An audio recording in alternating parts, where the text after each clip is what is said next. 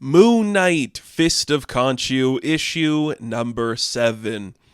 Get ready for some hardcore Marvel continuity coming right at you. How many kids does Hank Pym have currently? A few. Well, that's what we're dealing with in this issue of Moon Knight. Hank Pym, finally. Somebody, Al Ewing it was, in the Avengers Inc. book said, let's fix Hank Pym. Or was it that Ant-Man book he did? I can't remember.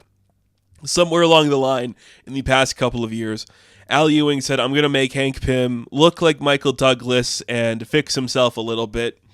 That's what's going to happen. And then Jed McKay in this issue is like, and what if we related that to stuff going on with Moon Knight? And I'm like, yeah, you know what? Fair enough. I don't know what that would look like, so let's do it. We open up this issue, and we are in the laboratory of Nadia Van Dyne, Hank Pym's daughter, a Red Room assassin who is the unstoppable Wasp, who's a fun character. She had a really fun book a while ago. It was really interesting. Just a fun character. The closest we got to, like, the version of... Is it Hope? Hope's the one from the MCU? This is, like, their attempt at that. Whatever. Anyways, she's attacked by 8-Ball and the Pool Party, which is a band of villains, which we'll get to in a minute here. And there's, like, the Pocket and Deadpool and Chalk, and they're, like, attacking her lab. And it's 8-Ball. He's leading the charge. What does that mean? Well, here's what it means. We got to the plan formulating with the Midnight Mission crew. They're like, we got to attack Fairchild on the level we weren't doing for. So we got to, like, make something that's, like, an anti-agent for glitter. We got to, like, find something that'll help people get off the drugs without them dying. And the only chemist I know capable of doing that is Hank Pym. And he's alive. So we're going to get a hold of Hank Pym. I don't know how we're going to do that because he's like in like Subatomica or something. So I don't know what that means. And 8-Ball's like, it's too bad we're heroes now. So we can't do something that I have a plan of. Then we just cut to another page of like the fight ensuing with Nadia and the pool party. We see that Chalk is actually Reese. So you're like, oh, the Midnight Mission's going to pretend to be a bad guy supervillain team so they can use Nadia for something. 8-Ball gets a lot of play here. He's trying to get like Reese to say stupid words like, it's Chalk o'clock, talk to the Chalk. Really dumb. And we cut back to like what 8-Ball was saying, and he's like, well, if we were like supervillains, we could just like kidnap her and like use her to have like Hank Pym come out of like hiding to save his daughter. And it's like, I mean, Pym does have a daughter. We could try that in like a fake way of doing that. 8-Ball's like, we wouldn't have to kidnap her. Like, if we just had like a supervillain team like attack her, kind of like jump her when she's not expecting it. I mean, that could work. That's something, right? So that's the plan. 8-Ball's gonna put together his team to do this. They get like a discarded AIM suit so Reese can like dress up as like Chalk. She could be the Chalk. And Reese is like to Tigra, this is a stupid idea, right? She goes, I mean, it is stupid. She's a Red Room assassin with superpowers, and this is 8-Ball. It's going to be hard to put a scare in her. As she's saying that, 8-Ball's looking at Hunter's Moon like, you know, if we just took off like the gold bits of your armor and your cloak, we could call you the Pocket. He's like, I guess. I guess that's what we're doing. He's like, oh my God, we could call ourselves the Pool Party. That's a great name. We could get like a discarded Deadpool costume, put Soldier in it, and then boom, now we have the Pool Party. So yeah, the Pool Party goes to attack Nadia. And it's stupid and it's funny and it's just silly and it works so well. And he like through the fight because like he's like, we want the science stuff. And she's like, can you be more specific? Like, what do you mean by that? And he's like, I was a jet propulsion engineer. And she's like, really? You? You have a pool ball on your head, just making fun of her. And you see that it looks like soldiers got her, but then Hank Pym shows up with his army of ants and he attacks them and he's looking old. And he's like, I'm going to get you. And then Moon Knight's like, okay, that's enough. Hey, Hank, I needed to talk to you. He's like, what? He's like, yeah, this was a ruse. I just needed to talk to you. This is how I get you out of there. He's like, you put my daughter in danger just because I wouldn't pick up a phone. He's like, I don't know if you'd call it danger. Like, it's only 8-Ball. So everyone's okay. And he's like, you're crazy. And of course you're crazy. Look who I'm talking to. I have important shit going on. Why would I ever help you, like, with an antidote to your stupid drug problem? And that's when Greer shows up, because he's not the one asking you. I'm asking you. He's like, oh, shit. We haven't talked about stuff. Have we? It is complicated. Hey, two characters on the Avengers that have a complicated history with each other? That's comics. She's like, I was furious at you, and I'm mad that you didn't contact me, but it is nice to see that you're alive and you're well, and it looks like you've gone through some shit. He's like, yeah.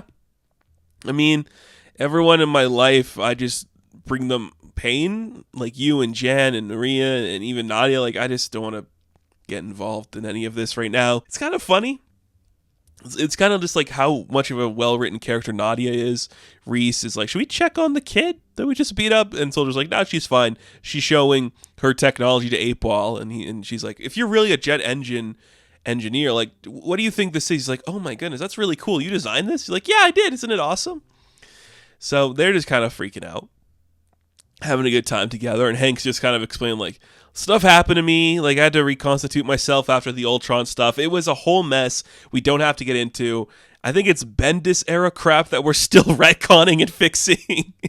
He's like, look, I'm barely even me anymore. I'm barely functioning, I'm barely alive, I'm older and broken, and it sucks, and I don't want the people in my life to be around me because I'm just going to hurt them. And then Reese chimes up and says, oh my gosh, he sure has a type, to Mark. And Mark's like, just shut up.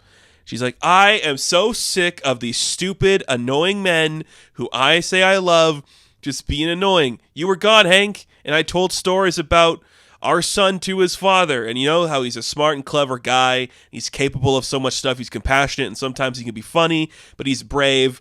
And you were actually a brave person, Hank. So maybe don't be a coward right now and do something right. And what really snaps Hank back into it is like, you told William about me? It's like, yeah, of course I did.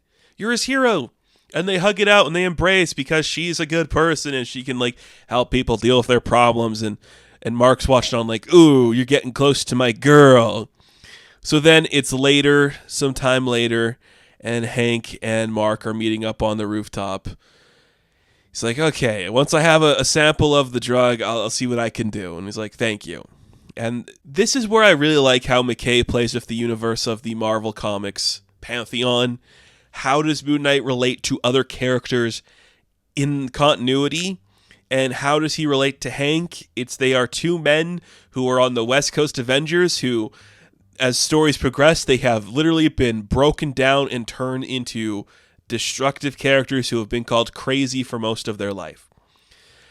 Moon Knight, of course, has dissociative identity disorder, and of course we know that Hank Pym has bipolar disorder.